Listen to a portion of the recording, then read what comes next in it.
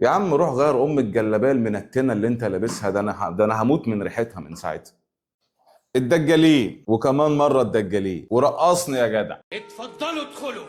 ناس اتخصصوا في اكبر خرافه في حياتهم، كل واحد فيهم فاكر نفسه عنده قوه خارقه، ويا اما تصدقوا يا اما تبقى راجل ما بتفهمش حاجه وراجل جاهل. انا معاكم النهارده علشان نفك شفراتهم واحده واحده ونعرفكم ازاي بيوقعونا في اربطوا الحزام واستعد للضحك. تعال اعرفكم على بعض الحركات بتاعت الدجالين اللي لما بنشوفها بنقول الله الله، لا ده الراجل ده خارق. اول حاجه يقعد يبص لك بصه عميقه عميقه، يبص لك بتمعن ويبحلالك ويحسسك انه عارف عنك كل حاجه. يبدا يمسك ايدك ويبدا يتكلم معاك ويكلمك في حاجات عامه. يقول لك ايه مثلا؟ انت بتمر بفترات صعبه. الله اكبر عليك. ايه الحلاوه دي؟ ايه الحلاوه دي؟ انت اللي ايه؟ انت اللي ايه؟ اللهم صل على حضرة النبي. انت جبت المعلومات دي منين؟ ومين يا ابني مصر كلها ما بيمرش بفترات صعبه النهارده؟ انا شايف شخص في حياتك بيتمنى لك الخير. يلا بينا نمشي. طب ما دي حاجة طبيعي يعني. في أشخاص كتير في حياتنا بيتمنوا لنا الخير. أبويا بيتمنى لي الخير، وأمي بتتمنى لي الخير، وأخويا وصاحبي الجدع ومراتي وأختي، ما كل دول بيتمنوا لي الخير يا روح خالتك. أنا حاسس إن في طاقة سلبية حواليه. كابس كابس محبوس. اخرج يا محبوس من راس الدبوس.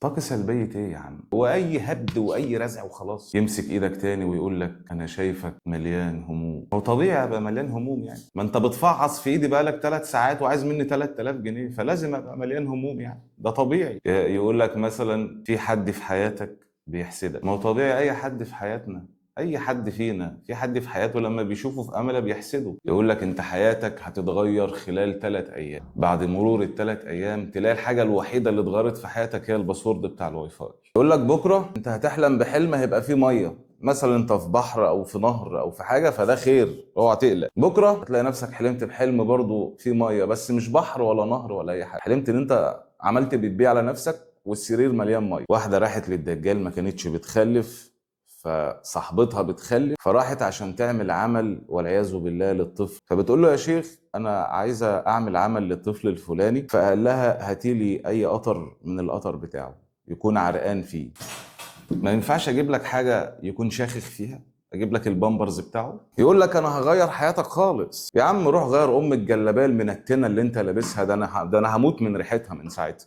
واحدة تانية من الناس اللي بيقروا الفنجان يقول لك الفنجان بتاعك بيقول ان انت هتبقى غني. طب انا بقالي 3 سنين وما حصلش اي حاجة. ايه الفنجان كان بيهزر معايا ولا ايه حضرتك يعني؟ ولا الفنجان بايظ ولا ايه؟ واحد صاحبي بيحكي لي موقف حصل مع دجال. بيقول لي رحت الدجال قلت له انا حياتي كلها ديون ومشاكل وعايزك تغير لي حياتي. قال له انا موافق، انا هغير حياتك خالص بس محتاج منك 5000 جنيه. قال له انا موافق، معاك انستا باي او اي رقم عليه فودافون كاش؟ قال له لا والله للاسف الخط بتاعي واقف علشان بقالي شهرين مش عارف ادفع الفاتوره. تخيل انت رايح لواحد مش عارف يدفع فاتورة الموبايل بتاعه عايزه يغير لك حياتك. يا اخوانا السؤال لغير الله مذلة. بلاش دجل وبعد عن ربنا. طريق الراحة الوحيد ليك هو قربك لربنا، مش اي حاجة تاني. وده كان جزء صغير من حركات الدجالين المشهورة. بلاش دجل وبعد عن ربنا. اعمل لايك واشتراك للقناة وانتظرونا في فيديو جديد. محمود زيد.